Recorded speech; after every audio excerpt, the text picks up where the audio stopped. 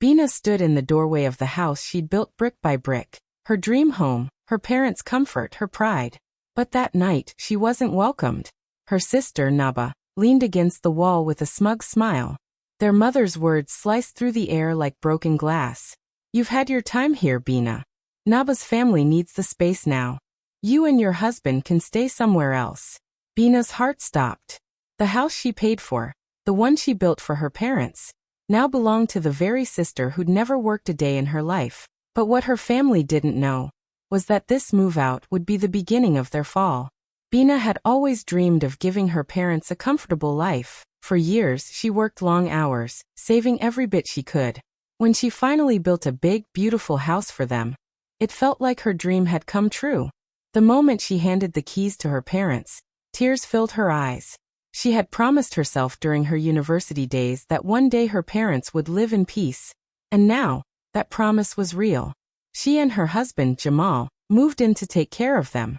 Every corner of the house held love, laughter during dinners, morning tea on the porch, and quiet evenings filled with family warmth. For a while, everything was perfect. Her parents looked happier than ever, and Jamal often said, "This house feels alive because you built it with love." Bina smiled, believing that nothing could break their bond.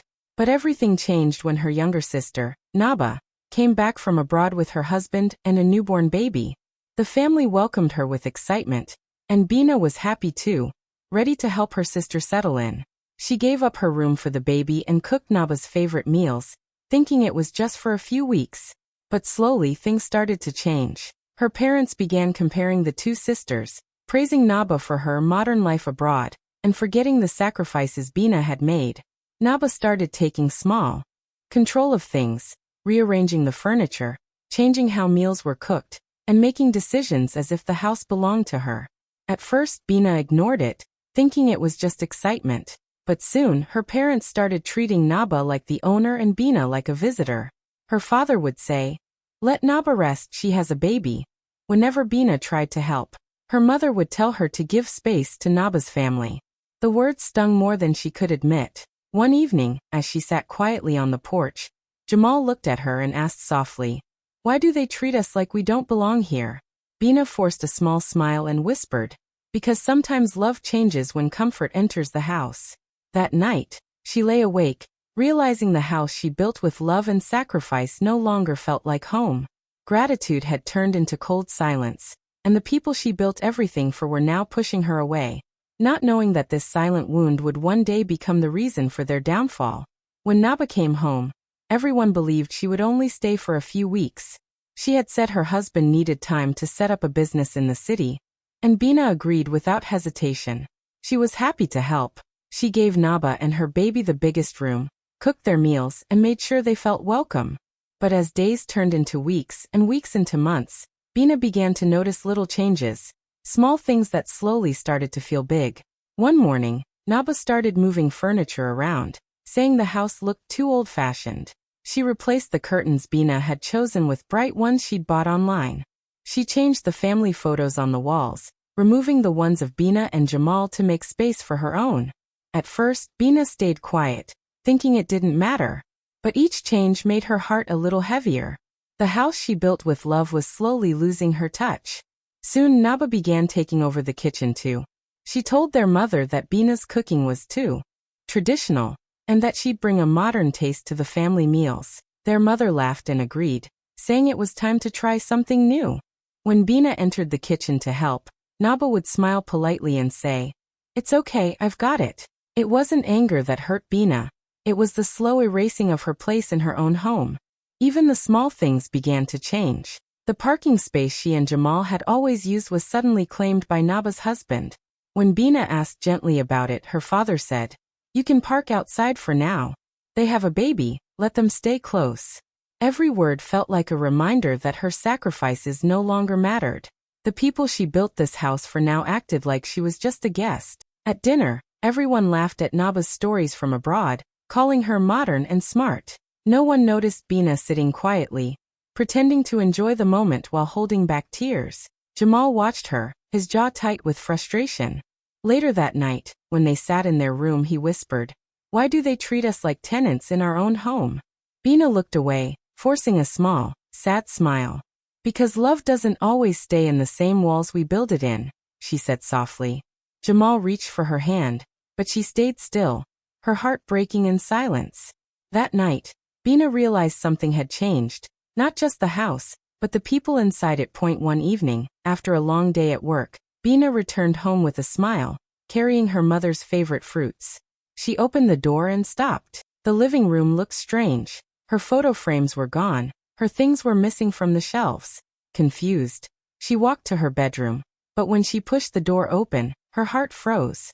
Her clothes, books, and even her wedding photo had been moved to the guest room at the back of the house. On her old bed, Naba's baby lay sleeping, and her sister's bags were stacked neatly beside it. Bina stood silently, trying to make sense of what she was seeing.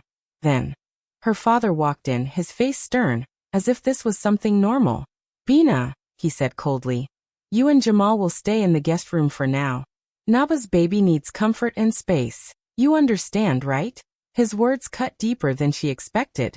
The house she had built for her parents, the home she paid for brick by brick, now treated her like she was in someone else's property.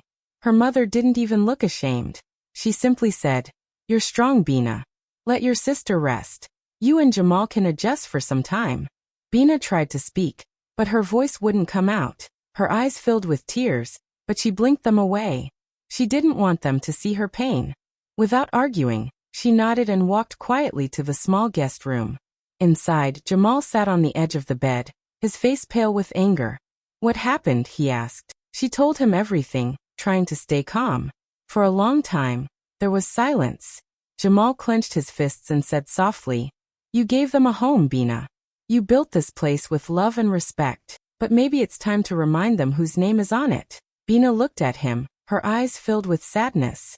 "It's still my parents' home," she whispered. "I don't want to hurt them." Jamal sighed and placed a hand on hers. Sometimes, standing up isn't disrespect, it's self-respect. That night, Bina couldn't sleep. She stared at the ceiling, listening to the faint laughter coming from the next room. Her family laughing in the same house that now felt like a stranger's place. The walls she had painted with love now echoed with betrayal. In that moment, she realized that silence was no longer strength. It was time to wake up and take back what was already hers. The next morning, Bina woke up early, her heart heavy but her mind clear. She knew what she had to do. There was no point arguing anymore. Words had already lost their meaning in that house. Without saying much, she began to fold her clothes neatly, one by one, placing them carefully into her suitcase. Jamal watched her silently, pain written all over his face. "Are you sure about this?" he asked quietly. She nodded slowly. "Yes. I don't want to live where I'm not respected." When her mother saw her packing, she smirked. "So you're leaving already? I thought you'd at least argue before running away," she said with a mocking laugh. Bina didn't respond. She kept folding her things, calm and steady. Her silence made her mother uneasy. Her father came out too, avoiding eye contact, pretending to be busy on his phone.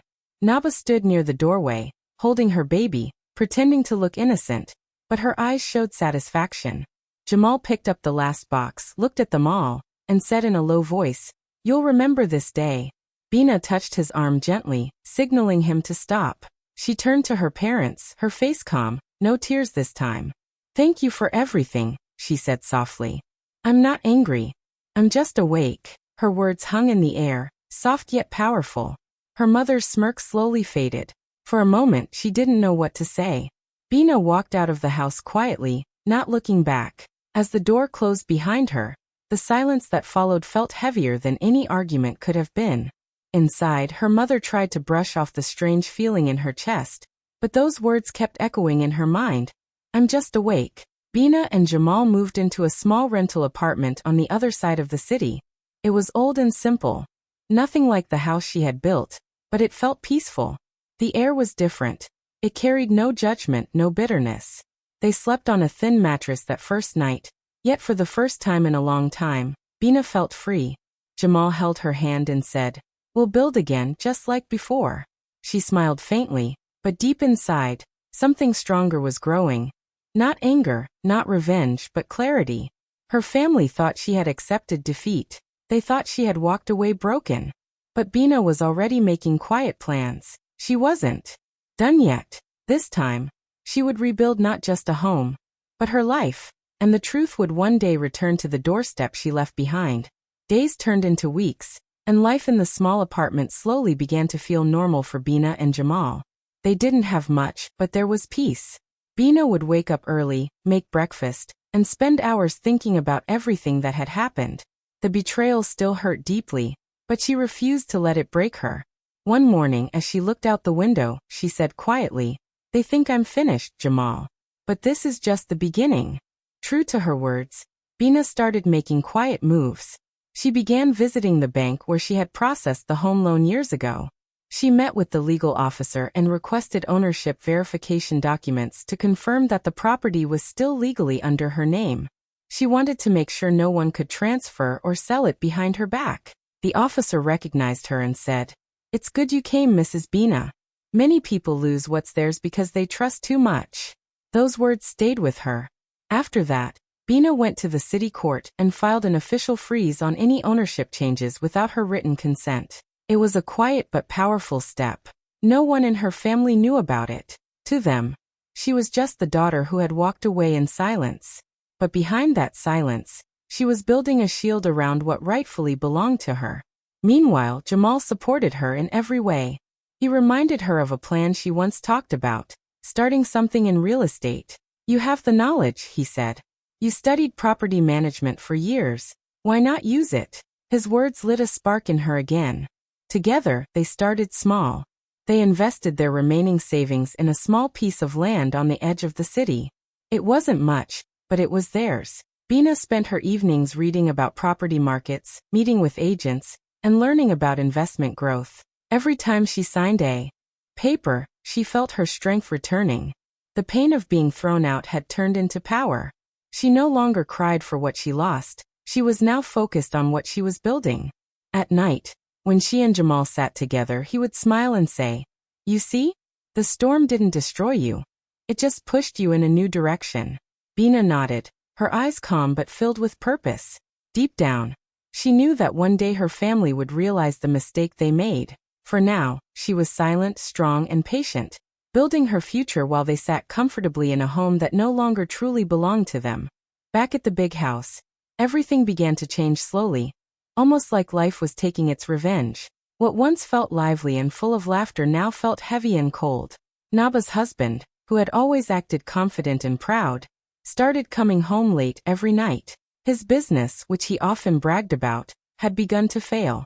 The loans he had taken were piling up, and the investors who once trusted him were now demanding their money back. Naba tried to hide it at first. She continued posting happy pictures online and dressing up as if everything was perfect. But inside the house, tension grew with every passing day. Her husband started shouting more often, blaming her for everything that went wrong. The sound of their arguments echoed through the same rooms where Bina's gentle laughter used to fill the air. Their parents would sit in silence, pretending not to hear, but they couldn't ignore it for long. The once bright house began to lose its warmth. The flowers in the garden dried up, because no one cared for them anymore. The meals felt tasteless, and the atmosphere turned bitter. Their mother often found herself remembering how peaceful things were when Bina was around, how she would cook their favorite meals and make everyone smile without trying. Their father, too, started feeling uneasy. The comfort he once felt in the house was gone, replaced by stress and tension. Sometimes he would walk past Bina's old room, now Naba's nursery, and feel an ache in his chest. He missed her voice, her calmness, her respect, but pride wouldn't let him say it out loud. He told himself she was fine wherever she was, that they didn't need her. But deep down, both parents knew something was missing, the very soul of the home. Naba's husband eventually lost his business completely. He began selling small things from the house to cover debts. Arguments turned into blame, and love turned into resentment. Naba cried to her mother, saying, "I don't know what to do anymore." Her mother comforted her, but felt helpless. The home that once stood as a symbol of success now felt like a cage filled with regret. Then one afternoon, while they sat in the living room trying to figure out how to pay their bills, a knock came at the gate. The guard handed over an envelope with Bina's name on it. Her father opened it, his hands trembling slightly. Inside was a letter from a property firm announcing an official inspection and valuation of the house. His face turned pale. For the first time he realized Bina hadn't just walked away quietly. She was coming back, not with anger, but with power. One quiet evening, Naba stepped outside to collect a package when she noticed something strange taped to the main gate. It was a large white envelope with an official stamp. Curious, she tore it open, thinking it might be a delivery notice. But as her eyes scanned the bold letters at the top, her face turned pale. The paper read, Property Inspection and Valuation, Sky State Realty. Beneath it were details about the scheduled inspection date and the legal owner's name. The name written in bold was Bina Karim. Her hands began to shake. For a moment, she thought it must be a mistake. She rushed back inside, clutching the paper, and called out to her father. Papa, look at this. Her father frowned, took the paper, and read it slowly. His face hardened with confusion and anger. What nonsense is this? He muttered. Their mother came out too, her voice trembling. Inspection? But this is our home. Naba's husband came forward, his tone sharp. Whose name is that? When he saw Bina's name, he went silent. The truth hit him like a storm. All the while they had been living comfortably, pretending ownership, but legally, the house had never belonged to them. Their father, boiling with pride and embarrassment, grabbed his phone and dialed Bina's number. She answered on the second ring, her tone calm and steady. Yes, father? What have you done? He snapped. How dare you send strangers to this house? This is our home. Bina took a breath before answering. Nothing illegal, father. I'm just reclaiming what I built. The inspection is routine. You asked me to move out, remember? So I'm making sure everything is properly handled now. There was silence on the other end. Her father couldn't speak. Her words were polite, but the meaning was clear. She was no longer the quiet, obedient daughter they could ignore. Her mother finally took the phone, her voice softer, almost pleading. Bina, you didn't have to go this far. We're family. Bina's reply was calm but firm. Family doesn't take what isn't theirs, Mama. I built that home for all of us, not to be replaced or pushed out. I'm not taking revenge. I'm just setting things right. Then she ended the call. That night, the house that once felt like a symbol of pride turned into a place of fear. Naba sat quietly, the documents still on the table. Her husband didn't speak a word. Shame filled the room. Their parents couldn't sleep. Every sound outside made them restless, worrying about what would happen next. For the first time, they understood that Bina's silence had never been weakness. It had been power in disguise. The home they had taken from her was no longer theirs to control. The same walls that once pushed her out were now whispering her return. A few days after the inspection, an official letter arrived at the house. It was addressed to current occupants, and when Naba opened it, her hands started shaking. It clearly stated that the legal owner of the property was Mrs. Bina Karim. Every detail, the documents, the signatures, the property registration, confirmed that the house belonged entirely to her. No one else had any legal right over it. Their father sat in silence, reading the letter again and again, unable to believe it. His face turned pale as the truth sank in. Their mother held her head in her hands, whispering, How did this happen? Naba, embarrassed and desperate, began to cry. All her pride, all the arrogance she once showed, disappeared in a moment. Her husband, already tired of the chaos, packed his bags and said, I can't deal with this anymore, leaving her behind with the mess she had created. Later that evening, their father called Bina again, this time his voice tired and broken. So it's true, he asked quietly. Bina's tone was calm but steady. Yes, father. I have all the documents. The house is mine legally. But I'm not here to throw you out. I just want what's fair. There was silence for a while. He didn't know what to say. A few hours later, Bina arrived at the house with Jamal. She stood at the gate, the same gate she had walked out of with tears in her eyes months ago. Her parents came out slowly, looking nervous. Naba stood behind them, avoiding eye contact. Bina didn't shout or accuse anyone. She simply said, I built this house for our family, not to be used against me. I'm not here to take revenge. I just want respect for what I created. Her father lowered his head in shame. Naba stepped forward, crying, Bina, please, I'm sorry. I didn't mean for things to go this far. Bina looked at her for a long moment before saying softly, Sorry doesn't rebuild trust. It only reminds us how easily it was broken. Then she turned to her parents and said, "You can stay here if you want, but understand. It's under my name now. You'll live here with respect, not with pride." Her voice was calm, but her words carried power. Her mother nodded slowly, tears in her eyes. The keys, once taken from her through manipulation, now felt heavy in her hand again. But this time they weren't just keys to a house. They were a symbol of Bina's strength, dignity, and quiet victory. Months passed and life took a new shape for Bina. Her real estate company, Sky State Realty, grew faster than anyone expected. What started as a small dream now became one of the most trusted names in town. Her projects were elegant, her reputation spotless, and her leadership inspiring. Magazines featured her story under titles like "The Woman Who Turned Pain into Power." People who once ignored her now admired her strength. Every morning, Bina walked into her new office, a bright glass building that stood as a symbol of her journey. On the wall behind her desk hung a single framed quote, "Respect is the real inheritance." It reminded her where she came from and how far she had risen. One quiet evening, as the sun dipped below the city skyline, the door to her office opened slowly. Bina looked up and froze. It was her father. He looked older, his shoulders bent slightly, his eyes softer than she remembered. In his hands, he held a small, worn photo. The whole family standing together years ago, smiling in front of the house that once tore them apart. For a moment, neither of them spoke. Then, in a trembling voice, he said, "I saw your name in the papers today. Everyone is proud of you." Bina smiled politely, unsure how to respond. He took a deep breath and continued, "You taught me something I never understood before, Bina. A home isn't built by money. It's built by the hands that hold it together." His words made her eyes sting. She had waited years to hear something like that. Not praise but understanding. He sat down, looking at her with regret. "I thought success was about control. But you showed me it's about love, effort, and honesty. I failed you as a father, and I'm sorry."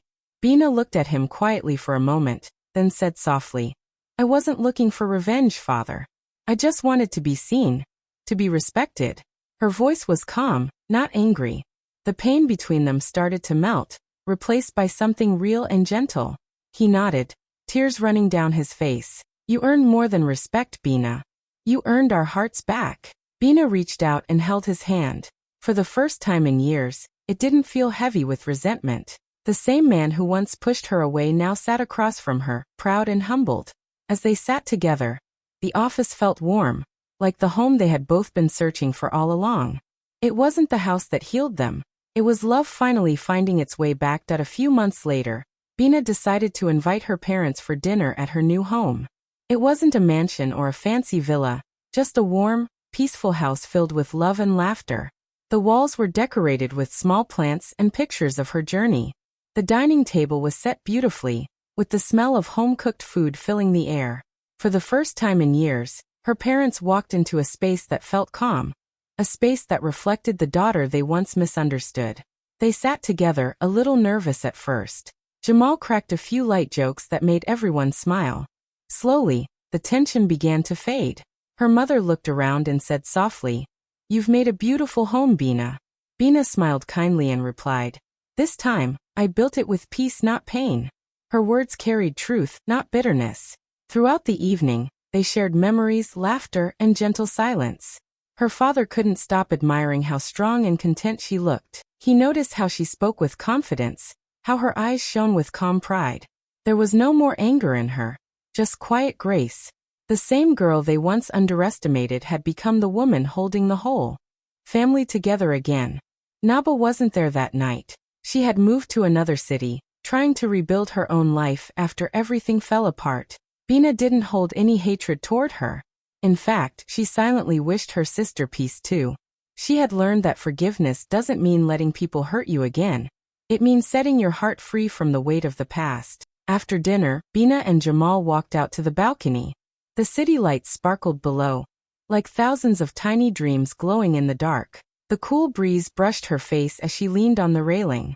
She looked at Jamal and whispered softly, "Sometimes, losing a home is how you learn to build yourself." Jamal smiled, took her hand and said, "And you built yourself beautifully." In that moment, Bina felt something she hadn't felt in a long time: peace. Not the kind that comes from winning or proving others wrong, but the kind that comes when you finally understand your own worth. She had lost a house, but gained something far greater: a sense of self, love, and freedom. As she stood there, surrounded by the quiet hum of life, Bina realized she was finally home. Not in a place, but in her heart.